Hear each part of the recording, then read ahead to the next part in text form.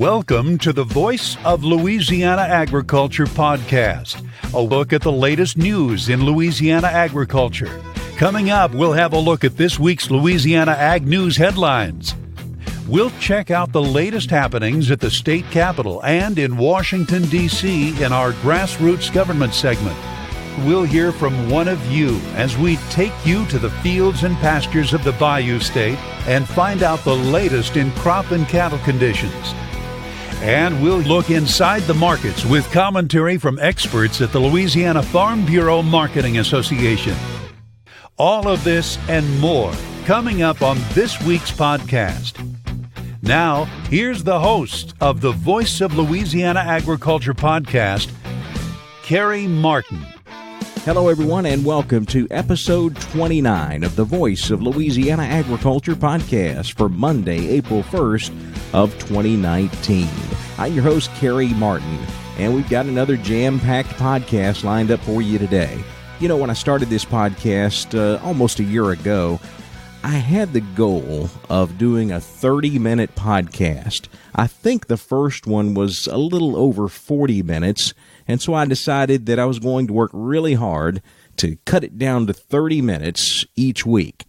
I have never had any success at doing that. In fact, if anything, the podcast has gotten longer here lately. I just start working on the podcast every couple of weeks, and I just start cramming in all of the news and information that I've gotten over that 2-week period, and it just gets to be more and more information each time. I guess that's a good thing about a podcast. There are no time restraints, as opposed to the work that we do on the Voice of Louisiana Agriculture Radio Network. We're very time constrained there. We have to keep everything within little 2, 3, 4, 5-minute segments to air on radio stations around the state. But here on the podcast, you know, we can talk as long as we want to, and you can listen as long as you want to. You can turn us off at any time. But, you know, I figure it's better to have more information in the podcast and let you decide how long you want to listen. So if there's something going on, if there's news happening, we're going to cover it here, and we're going to give you all the information that you want to consume, and hopefully you'll get a lot out of it. One thing to point out, you may notice during this podcast that my voice sounds really weak. I'll kind of cut out or, I'll kind of clear my throat from time to time. I have got the most horrendous cough going on here over the last week or so, and it has really taken a toll on my vocal cords. So if you would just forgive me and bear with me as we get through the podcast this week, and hopefully next time we'll be right back up to speed where we normally are. We've got a great one for you this week. Lots of information in the news headlines segment. On Grassroots Government, we'll check in with Dr. Carrie Castille. She is the State Director for USDA Rural Development. We've never had them on the podcast before, so that'll be the first segment that we've done with her and with her agency. We'll go in the field. We'll check in with Avery Davidson. He is on a bus tour, or was on a bus tour last week with a group of Louisiana cattlemen as they toured southwest Missouri, checking out the cattle industry in their state. So our In the Field segment will come from Avery on that trip. We'll have our regular market analysts, Greg Fox and Dave Foster, in our market segment. Greg's got some great information on the USDA quarterly stocks report and prospective plantings report. That was the big one that came out this past Friday. Greg will dive into those numbers, and Dave's got some great information to talk about on the cattle markets as well. And we'll wrap up the podcast this week by taking a look at the Ag Calendar and all of the events we have coming up in Louisiana agriculture over the next couple of weeks. On this segment, we'll check in with Taylor Frey. She is with the Louisiana Grazing Lands Conservation Initiative, and she'll talk about a bus trip that they have coming up on the calendar that you can participate in. All of that coming up on episode 29 of the Voice of Louisiana Agriculture podcast. Let's get it rolling right now.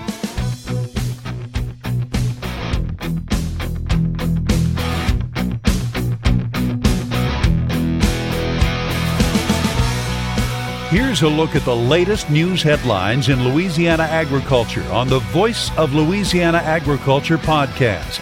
In Farm News headlines, USDA released its prospective plantings report on Friday. Here's how some of the Louisiana numbers came out. Overall, we're expecting corn acreage to be up 20% this year, cotton acreage up 33%.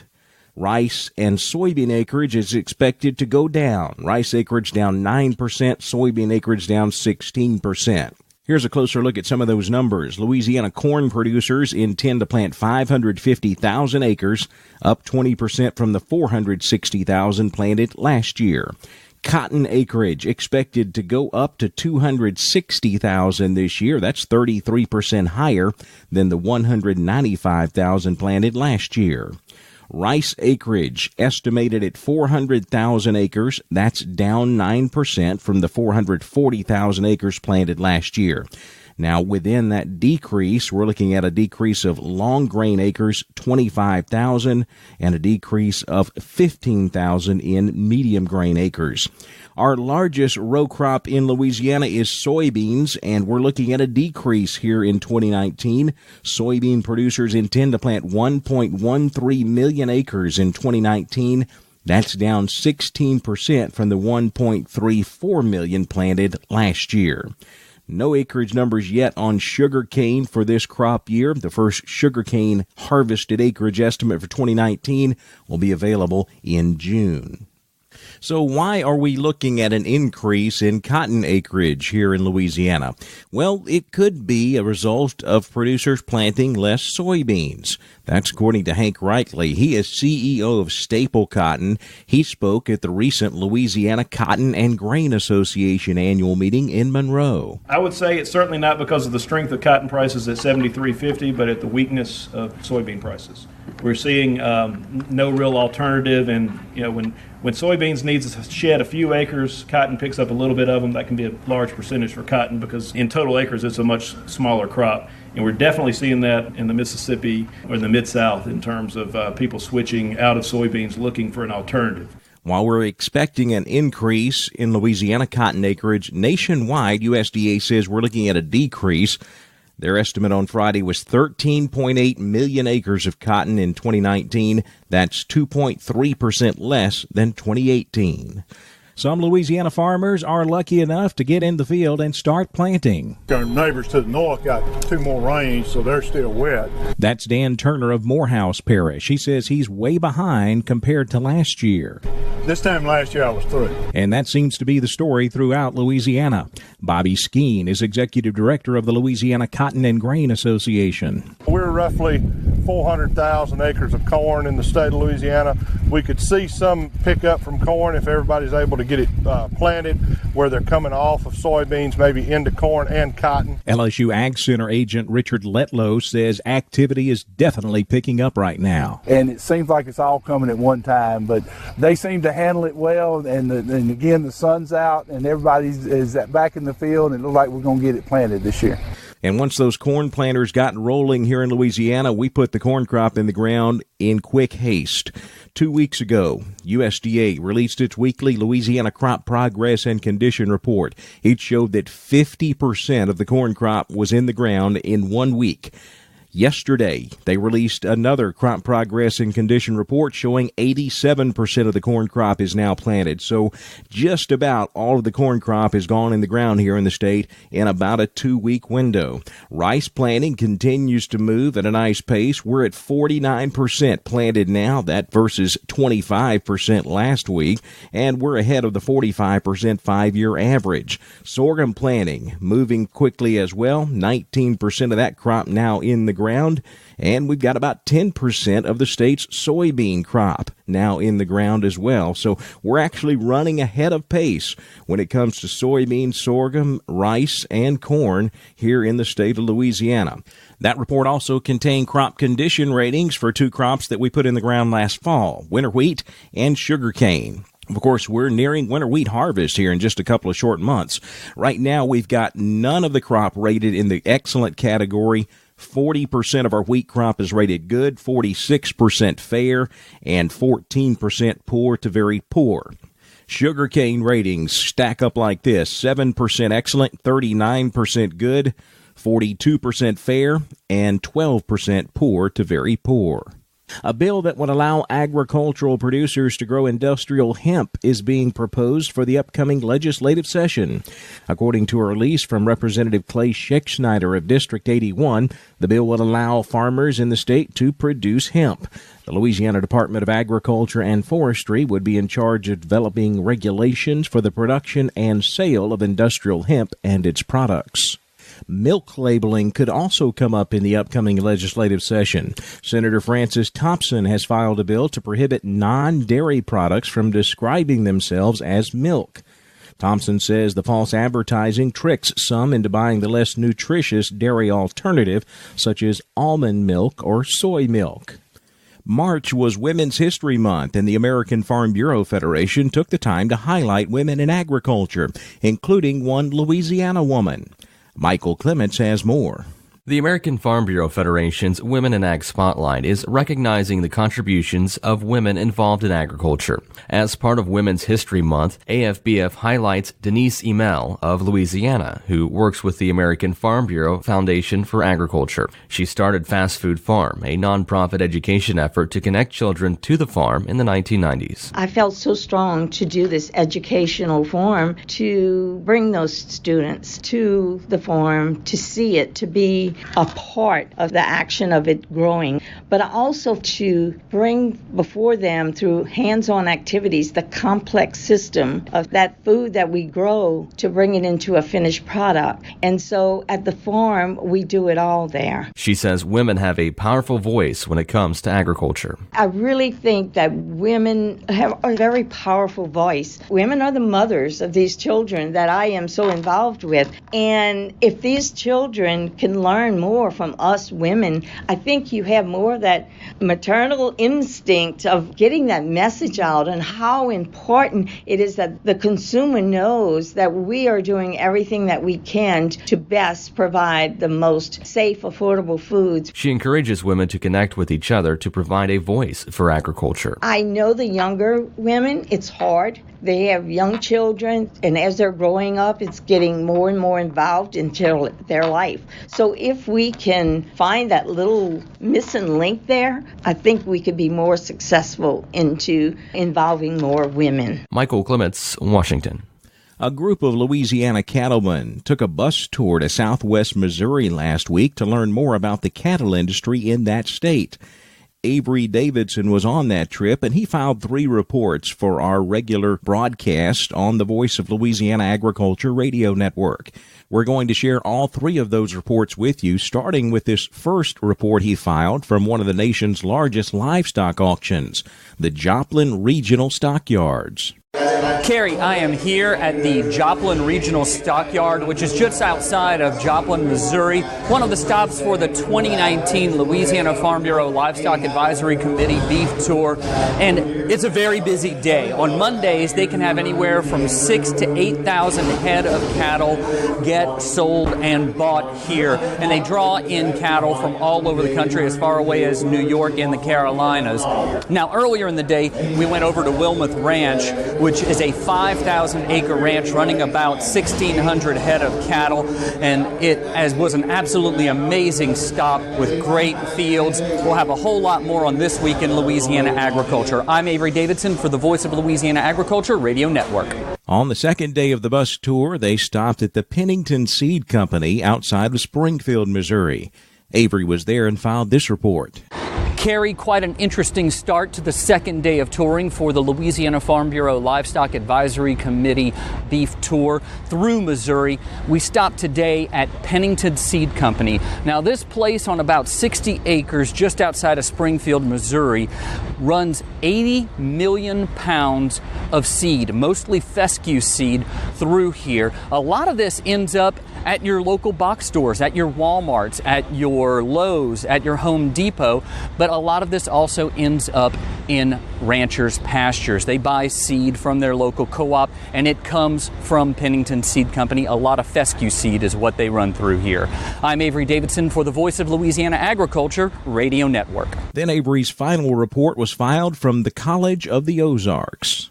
Carrie, I am at the final stop for the 2019 Louisiana Farm Bureau Livestock Advisory Committee Beef Tour, and that's in Lookout, Missouri, home of the College of the Ozarks. Now, this Christian college has 1,500 students, but doesn't accept any tuition. All of those students, each and every one of them, have to work their way through college. That is how they pay their tuition, by working on campus. At least 10 of them work to handle the beef herd here and see the process all the way from AI, birthing the cattle, all the way through to the processing of the cattle, which is where the group is touring right now. They're touring the processing plant. We'll have a whole lot more from this tour on This Week in Louisiana Agriculture. I'm Avery Davidson for the Voice of Louisiana Agriculture Radio Network.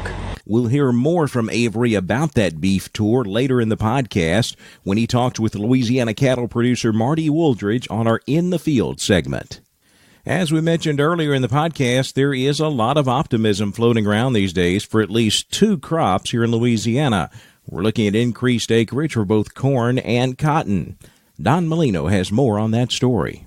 LSU Ag Center Extension Service corn specialist Dr. Dan Fromey at the Dingley Research Station in Alexandria reports about 50% of the Louisiana corn crop is in the ground at this point. Last week, thanks to some good dry weather, we have really gotten a lot of acres planted.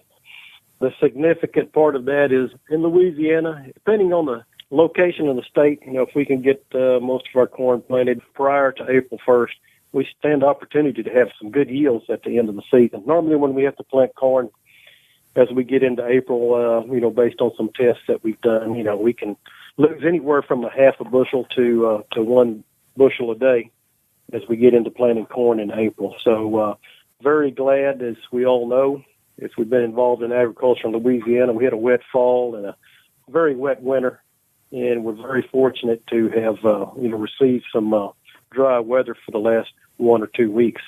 With that said, with today's planters, tractors that we have, another week or two with good weather, we can pretty well have the corn crop planted for the 2019 crop. As far as corn acres are concerned this year, I think they will be up. In 2018, we had roughly 470,000 acres, and I think there will probably be less soybeans this year. At the current time, we're probably anticipating a little bit more than that 460 or 470,000, possibly could be as high as 550 or 600,000 acres of corn this year. Dr. Fromey also serves as the LSU Ag Center Extension Service cotton specialist. He said the 2019 cotton planting season is just around the corner. Here at the end of March, we'll probably be seeing some cotton planted maybe as early as the middle to the latter part of April. And that's all depending on soil temperatures. Historically, most of our better yields throughout Louisiana have been planted anywhere from the middle of April through the middle of May. Any earlier than the first part of April, and seeing some cold weather do some damage to it. And then, of course, you get a little bit later than the middle of May, just the opposite, a little hotter and drier. And then, of course, insect pressure is a little heavier as well as that crop tries to mature. This year, feeling fairly optimistic as far as cotton acres concerned. Estimates has gone as high as 240,000 this year. If that holds true, that'll be the most acres that we've had in Louisiana since around the 2011 season. So there is some optimism there. Reason for the more acres this year is possibly due to all the downward prices on corn and soybeans. What we begin to wonder when cotton acres increase in Louisiana is, where will all this cotton be ginned? We don't really have that many gins available anymore. I know a lot of farmers would like to plant more, but as far as our capacity to gin the crop, it's a little difficult now with only about 16 or 17 gins that are left. We don't have that many pickers available. Possibly be relying on a lot of more custom pickers coming into the state. We are glad that we are going to have more compared to the last several years, that is. I'm Don Molino, the Voice of Louisiana Agriculture Radio Network podcast. That is a look at some of the latest news headlines in Louisiana agriculture. Don't forget to check out our website each and every day for the latest news and happenings in our state. It's the Voice of Louisiana Agriculture website. You can go to voiceoflaag.com. We update it every weekday with the latest news, happenings, events, everything going on in agriculture here in Louisiana. While you're there, click that big button right there on the home page to subscribe to our daily e-newsletter. It's called The Daily Voice. Click on the button, just fill out your name and email address, and we'll deliver that e-newsletter every weekday morning at 5 a.m. right there to your inbox.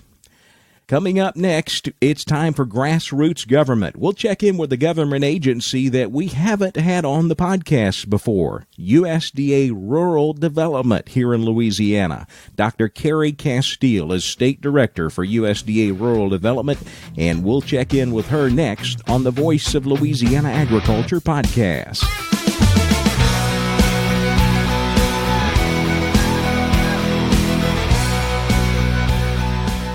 This is Trace Atkins for the Louisiana Farm Bureau Federation.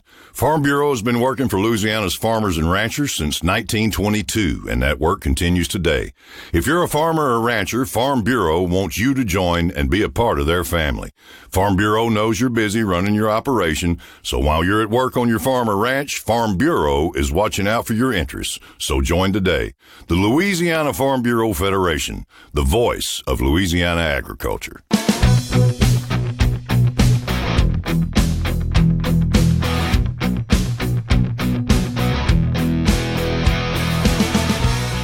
It's time for a look inside the halls of government in this week's edition of Grassroots Government on the Voice of Louisiana Agriculture podcast. Our guest on Grassroots Government this week is Dr. Carrie Castille. She is State Director for USDA Rural Development. How you doing today, Carrie? I'm doing great. How are you? Doing all right. This is the first time that you've been on our podcast with us.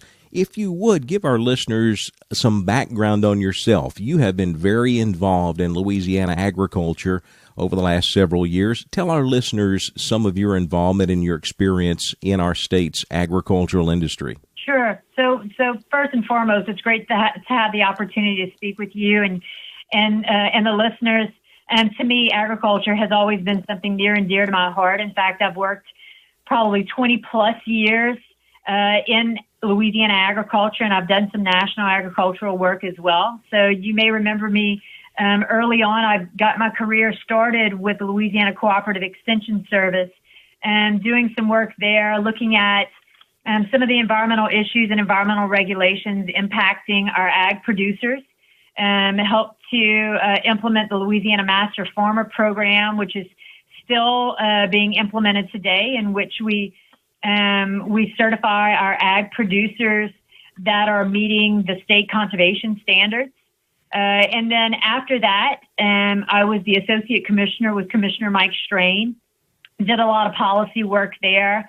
I'm still very much involved in some of the discussions. In fact, I was able to attend Brian Bro's session on ag labor, and which is great. So I did ag labor work there, and also did some work on environmental policy, helped look at things like the Farm Bill and how it impacts our ag producers, and then just whatever Commissioner Strain needed me to do. So I did a lot of traveling with him.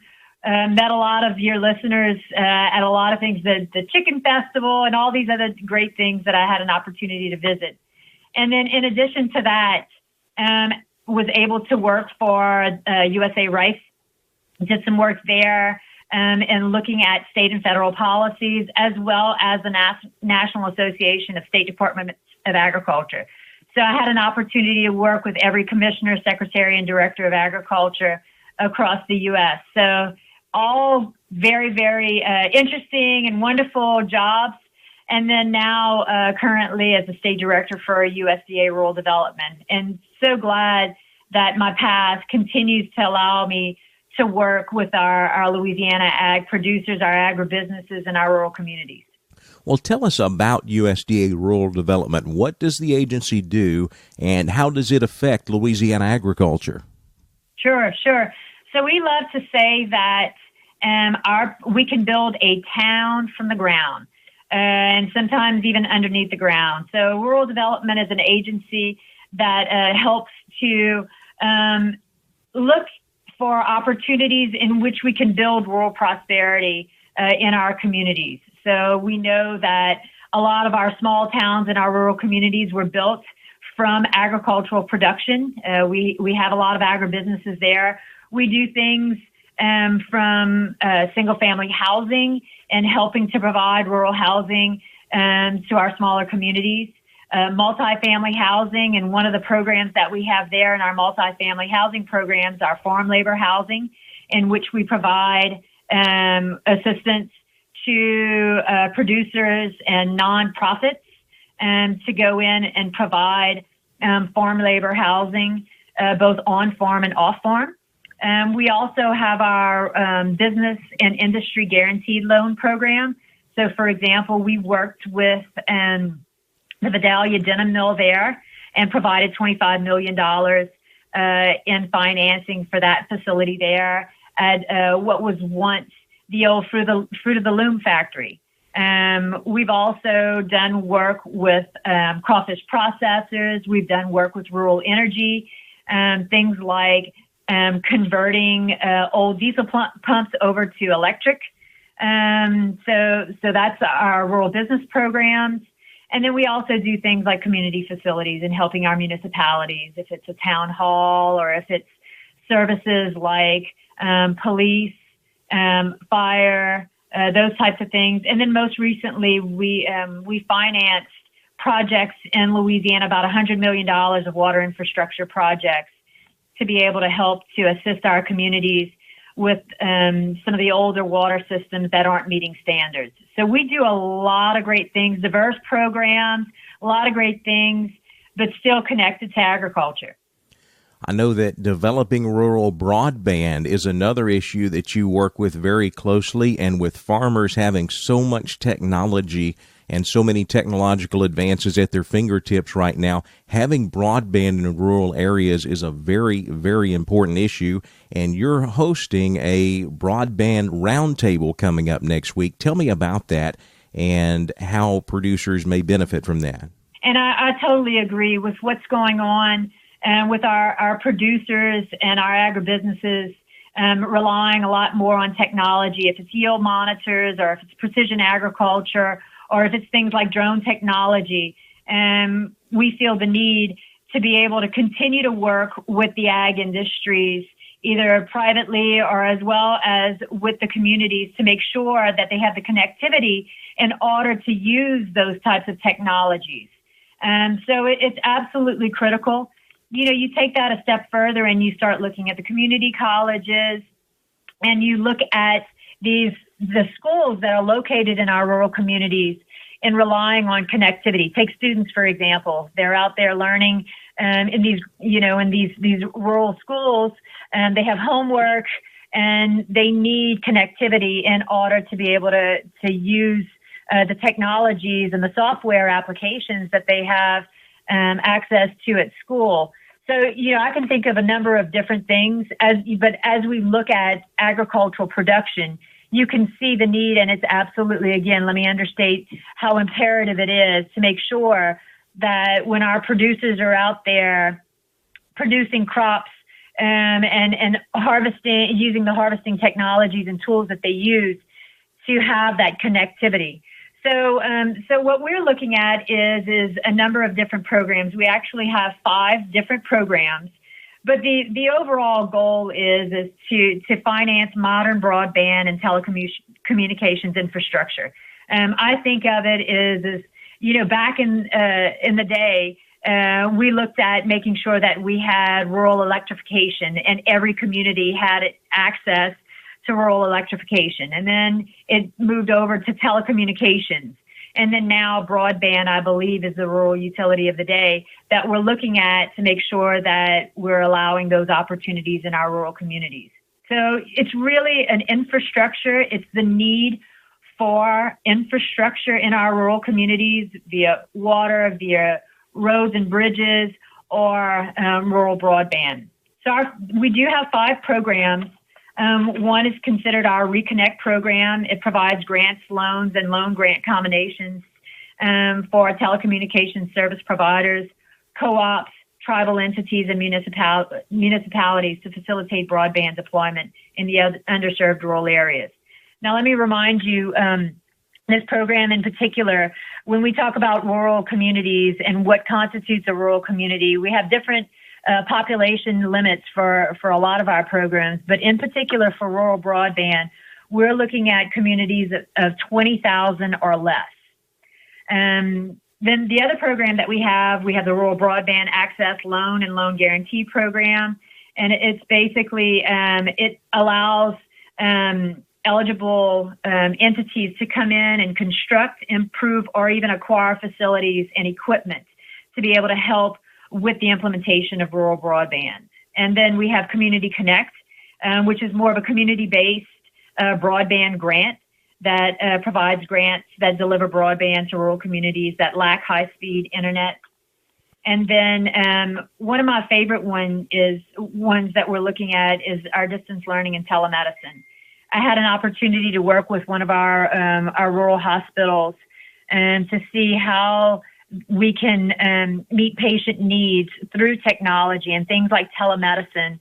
And that's been a huge benefit and a program that I'd really like to see implemented across the state. And then distance learning, as you know, and being able to work for the LSU Ag Center, we did a lot of distance learning, making sure that we get information in the hands of the people that need it, including our ag producers. So again, all of these are infrastructure types of programs. We're just fortunate that we received $600 million in new monies to be able to implement our broadband programs. So it is, as I say, it's kind of gee whiz kind of stuff. So what we wanted to do is make sure that we have an opportunity to address any of the questions that our communities or our eligible entities may have. So we're having a rural broadband roundtable on April 9th from 10 a.m. to noon at the Delta Community College there in Monroe. And so we know that the Delta has some real needs, especially in this area of rural broadband. And we're glad that Chancellor Epps is allowing us the opportunity to use the facility there. But, you know, the whole goal is to be able to present some of the programs that we discussed today, have an opportunity to answer some questions, but also learn from some of the other states, some of the models that they use, if it's Arkansas or Mississippi, and to be able to look at as model types of programs and see what we can implement here in Louisiana. Again, that's April 9th, 10 a.m. to noon, Louisiana Delta Community College, USDA Rural Development Broadband Roundtable. And, of course, Dr. Castille will be there. You'll have a guest as well. Yes, we're going to have Mr. Bill Vogt. We have, here in Louisiana, we have a general field representative that works across states. Bill's got 45 years of experience in telecommunications. And I tell you what, he can definitely split the atom. He is a sharp, sharp guy. And then we also have some other speakers as well. But for more information, you can go to our website. It's www.usda.gov/broadband. And there's a whole host of information there, a host of program information for you. And again, should you have any questions, you can contact us at 318-473-7921. And people can just say, look, I'm interested in the broadband program. Where can I get more information, or who can I talk to? And we'll make sure that we connect you with the right people.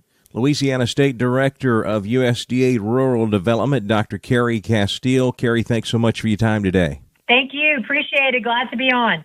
Up next, it's time to go in the field to talk with one of you. We'll head up to Branson, Missouri, where Avery Davidson visits with Louisiana cattle producer Marty Wooldridge. That's next, In the Field, on the Voice of Louisiana Agriculture podcast.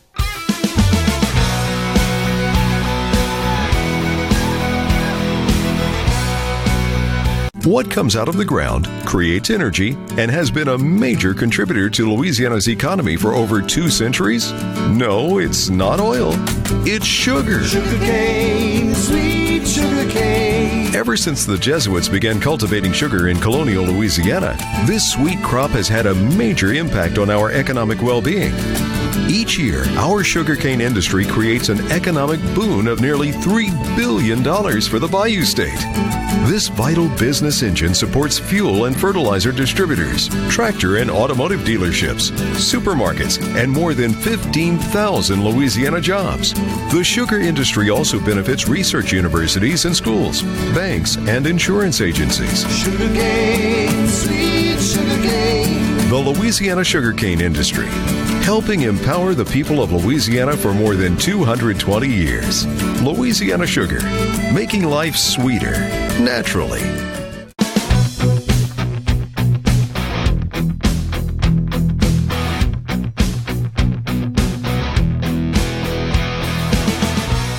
We're taking you to the fields of Louisiana as we hear from one of you in the field on the Voice of Louisiana Agriculture podcast. We go in the field this week all the way up to southwest Missouri, where Avery Davidson talks with Louisiana cattle producer Marty Wooldridge. Avery? Carrie, the In the Field segment this week is coming from Branson, Missouri. Joining me is Marty Wooldridge, the chair of the Louisiana Farm Bureau Livestock Advisory Committee. And Marty, we're just wrapping up the 2019 beef tour all through Missouri. Tell me a little bit about some of the highlights of this trip. Well, it's really been a great trip. We're hearing a lot of compliments from our members that have been on it. They're a little road weary, they're well fed, and boy, I think they're probably a little educated more than they were when we left Louisiana. But, you know, we have seen a little bit of everything. The Joplin stockyards, 480,000, 500,000 cattle go through that place a year. We were there Monday. They were going to sell 7,000 or 8,000 cows Monday, or animals. We don't see anything like that back home. We've seen a background operation with Jackie Moore that's doing 50,000 head. We're seeing, as we heard from our good friends, the Cope family yesterday, we're seeing cattle raised on the hills and the hollers where the elevation change might be 200 foot as you drive across their place. That's pretty interesting to see. And today, a real highlight as we wrap up our trip here in Branson, the College of the Ozarks, Hard Work U. Children come here. They only have 1,500 students, but children come here and they work their way through college and they learn real skills. You know, the presentation today at the College of the U was by the students. They talked about their beef farm and what they're doing with their hay and how their feedlot and their packing house and everything they do is so hands-on with these students. This is 6 years that you've gone on these trips now. You've gone to Oklahoma, you've gone to Texas, you've gone to Mississippi. What brings you back out of the state? Why do you keep taking folks on this trip? This time about 35 cattle producers.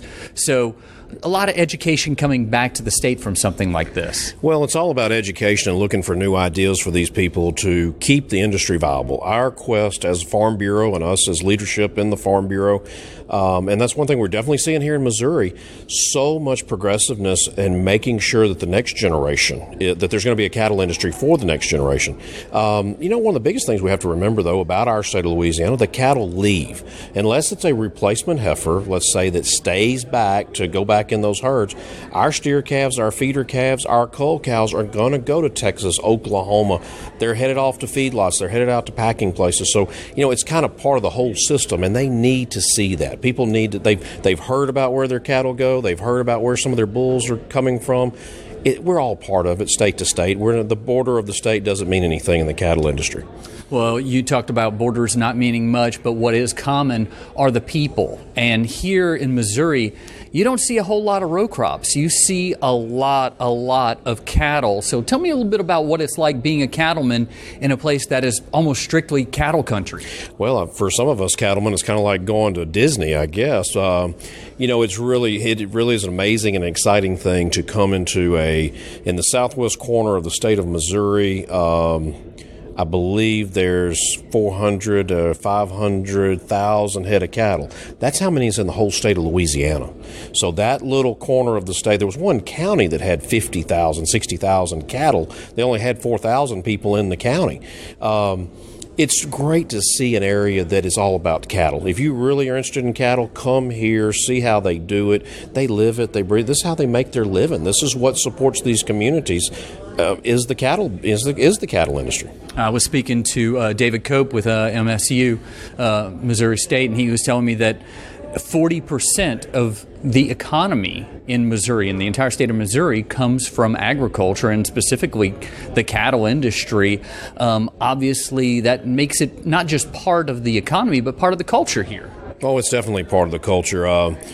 You know, for some of us, when you pull up to a university and you see the young kids are driving flatbed 1-tons with cubers, feeders on the back of them and bale beds and what have you, and that's what they're going out on their dates. Yeah, you can say it's a part of the economy. I mean, part of the culture here, definitely part of the culture. And again, when you travel and look, and I mean, there's some industry, but industry here is harvesting their fescue seed off their pasture and packaging it to send it all over the country. And that little bitty town, Greenfield, Missouri, 300 people were employed in that facility.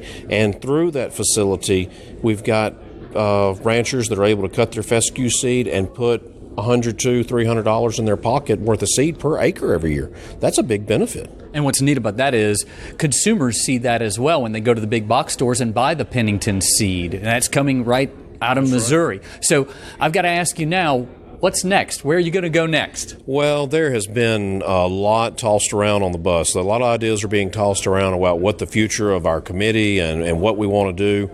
I'm going to tell you that it most likely at this point is going to have something to do with the state of Florida.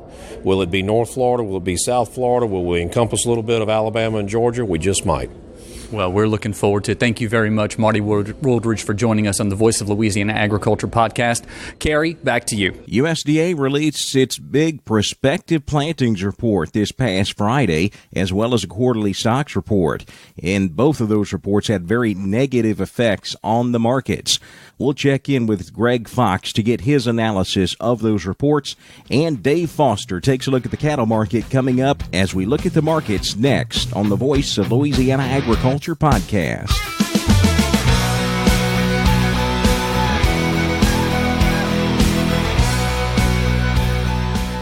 This is Trace Atkins for the Louisiana Farm Bureau Federation. If you're a farmer or rancher, Farm Bureau wants you to join and be a part of their family. I grew up in Louisiana farm country, and I know all the hard work and sacrifice that you put into raising livestock, growing a crop, raising a family, and running a farm. Farm Bureau puts that same hard work and sacrifice into making life better for you and your family, so join today. The Louisiana Farm Bureau Federation, the voice of Louisiana agriculture.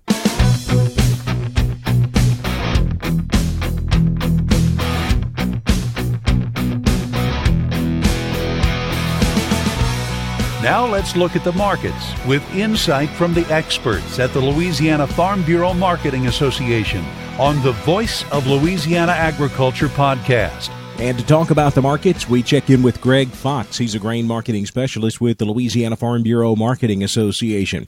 Greg, we had two big USDA reports out this morning, the prospective plantings report and the quarterly stocks report. And if you look at the markets, it looks like the corn market took it on the chin today. USDA calling for more corn acres than we were expecting, and we ended up with double-digit losses. Yeah, the average trade guess was about 91 million acres. It came in about 92.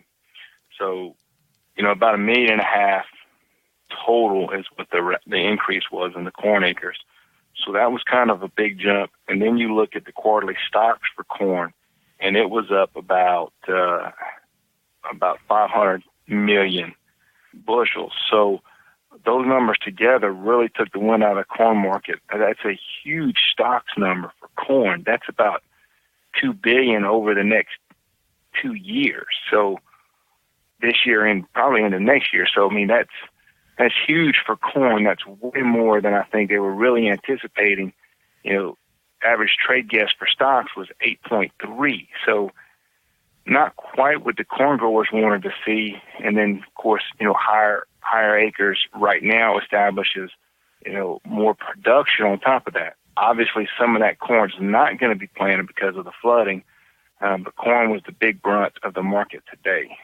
Now, the soybean acreage number actually was friendly. It came in lower than we were expected. However, the soybean market did drop.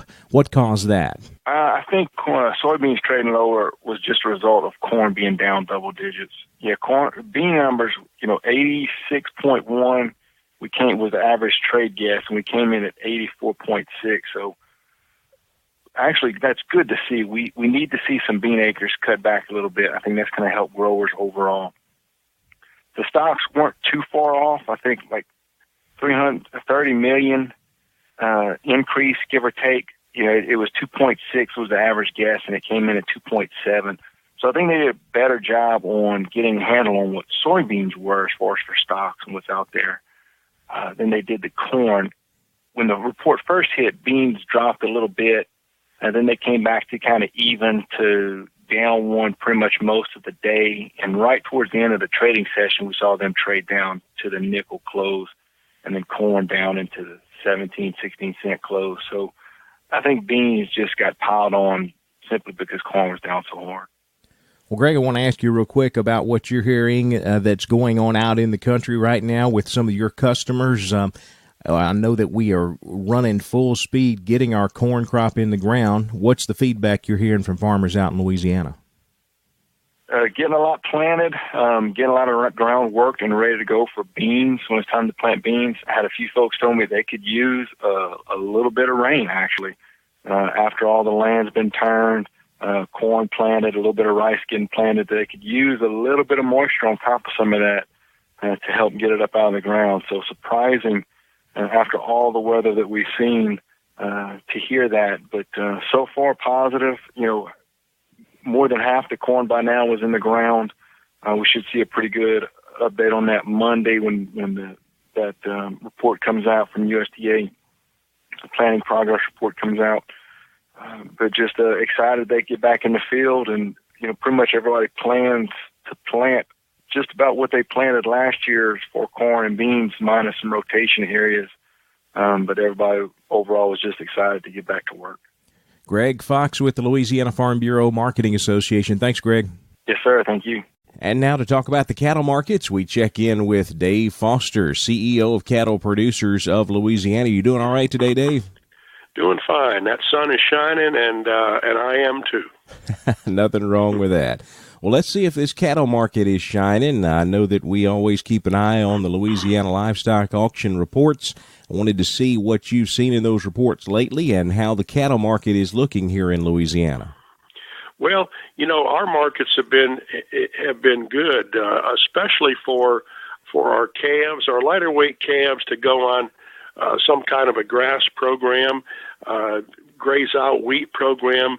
They've really been good, and the demand has been good. This week has been a little bit different. When I say a little bit different, there's still good demand for our 3, 4, and 5 weight calves to go again on a wheat deal, on a backgrounding deal, summer grass. A lot of these guys are gathering up our kind of cattle to put them in background in yards, waiting for that grass in the Flint Hills and those kinds of places to get kicked off.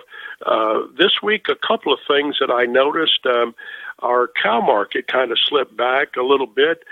We had cows that a week ago were bringing in the front end of our killing cows were bringing in that mid-60 range, and they've dropped down into the 60 to 61 or 2 this week for the front end of our killing cows.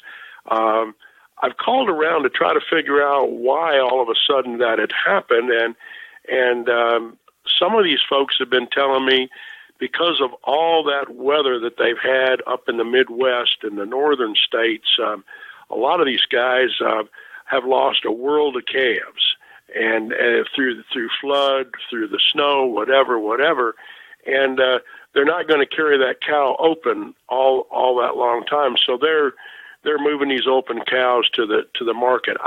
That could be a factor. I'm not real sure. And then again, this week, the cattle coming out of the feedlot, steers and heifers finished coming out of the feedlot.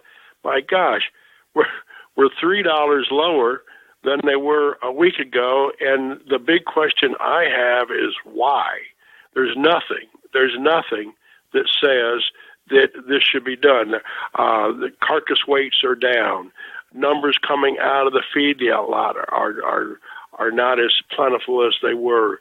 I have no earthly idea why in the world that that market would react like it did, and more importantly, Carrie, why in the world would those feedlots be allowing the packers to buy these cattle that much cheaper? We had a week ago $1.29 for a lot of the cattle. This week, $1.26 caught most of the cattle, and again, I don't know why that is, other than just a thinly tested market, and 4 packers control 85% of the killing. So that may have something to do with that as well. But going back to Louisiana, our auction markets, of course, are running lightweight cattle, meaning under 600 pounds for the bulk of them, and demand for those cattle are extremely good. And so we're really getting along very well this year. And let's be aware of this fact.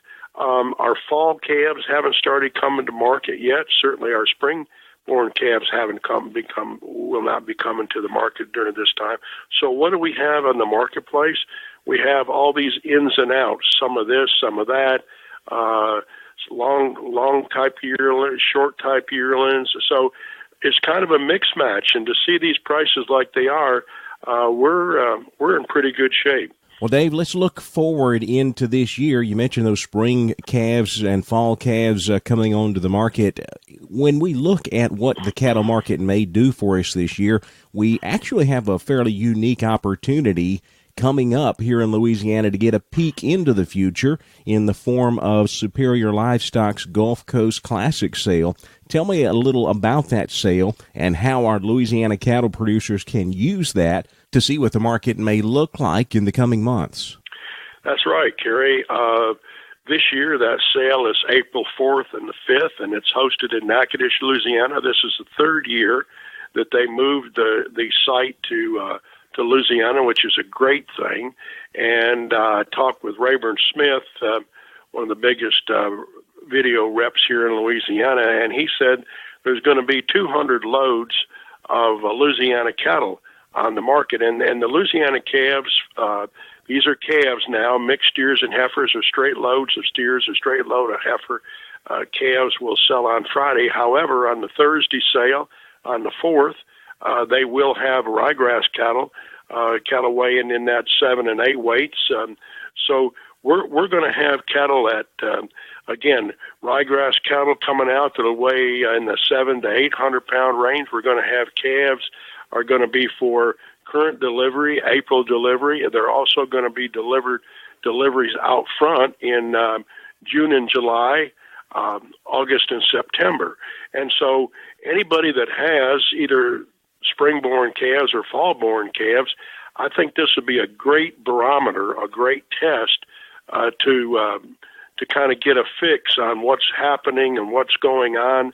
What are our Louisiana calves doing? And granted, these are calves now are going to be sold in load lots, so that's something to look at as well when you're trying to price your cattle.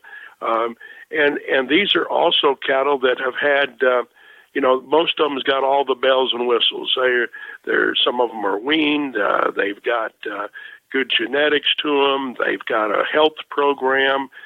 So all of these things combined gives a pretty good test of what the cattle will do. And so therefore, all these producers, no matter what they have or what they do, they can kind of get an idea where that market is. So I think that after next week, after that sale, they could certainly go to Superior's website because they've got the results of the auction there. And so it would be a good way for us in Louisiana for Louisiana cattlemen to check to see what calves are worth out in the later months. Dave Foster, he's CEO of Cattle Producers of Louisiana. Thanks so much, Dave. You're welcome, Carrie, and you have a great day. What is going on in Louisiana agriculture? Well, let's look at the calendar and take a look. Plus, we'll have a guest coming up in the next segment, Taylor Frey with the Louisiana Grazing Lands Conservation Initiative. She'll talk about a bus tour that they have on the calendar right now that you can participate in. All of that coming up on the Louisiana Ag Calendar next, right here on the Voice of Louisiana Agriculture podcast.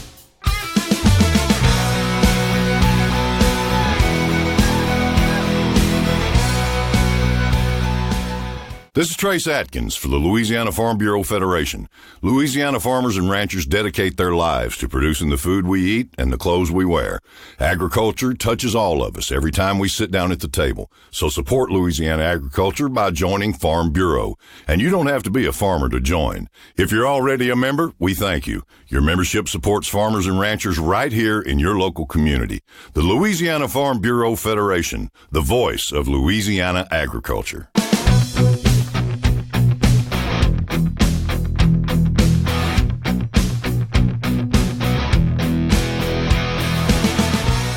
Now to wrap up this week's podcast, let's take a look at what's coming up this week on the Louisiana Ag Calendar.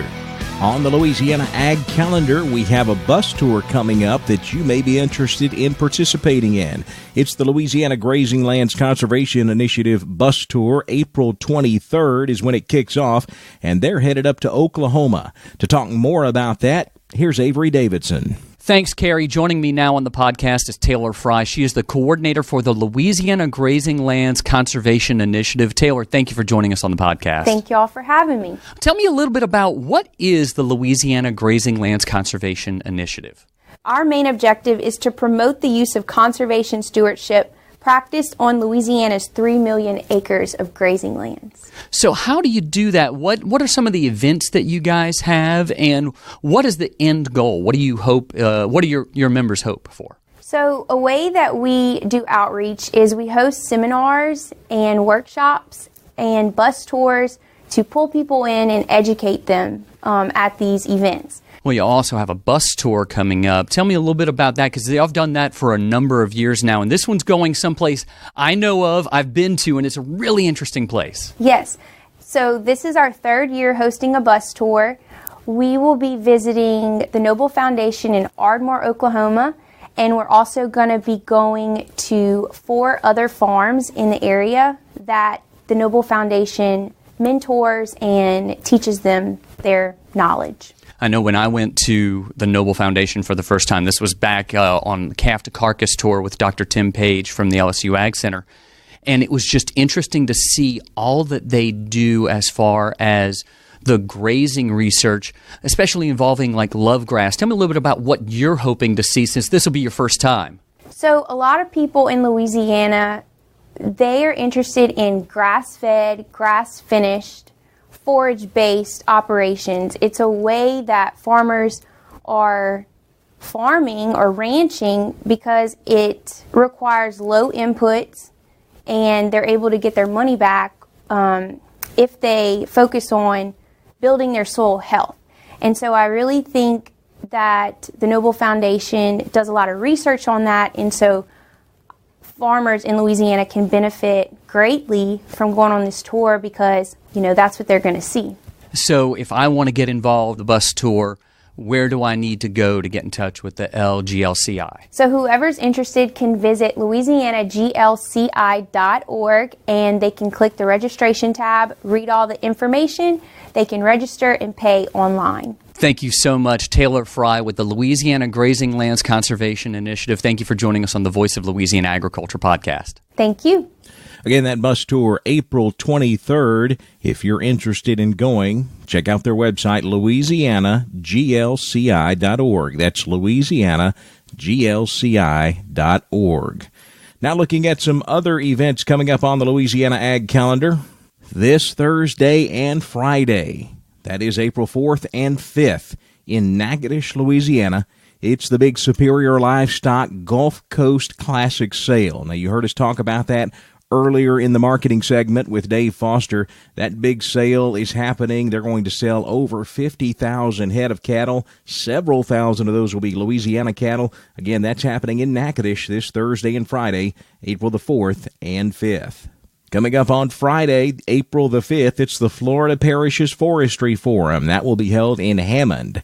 Then, a week from Friday, April the 12th, it's the Louisiana Farm Bureau's Young Farmer and Rancher Committee Livestock Show. They've held this show for the last several years. It's very popular. It's also a fundraiser for the Louisiana Ag in the Classroom Foundation and the Louisiana Farm Bureau Scholarship Foundation. Again, Friday, April 12th, it kicks off in Alexandria at the DeWitt Livestock Facility on the LSUA campus. Another event happening on Friday, April 12th. The LSU Ag Center is hosting their wheat, oat, and cover crop field day in Winsboro. If you'd like more information, their website is lsuagcenter.com. April the 27th, it's the Louisiana Beekeepers Field Day. That's going to be held in Monroe. Then on April the 30th, it's the Louisiana Farm Bureau Women's Leadership Committee State Capitol Day at the State Capitol in Baton Rouge. That is a look at some of the activities coming up in the month of April on the Louisiana Ag Calendar. And that puts the wraps on episode 29 of the Voice of Louisiana Agriculture podcast. Remember, you can always connect with us on social media. We're on both Facebook and Twitter. The handle is @voiceoflaag.com. Like our page, we keep it updated each weekday with all the happenings going on in Louisiana agriculture. We'll see you next time right here on the Voice of Louisiana Agriculture podcast.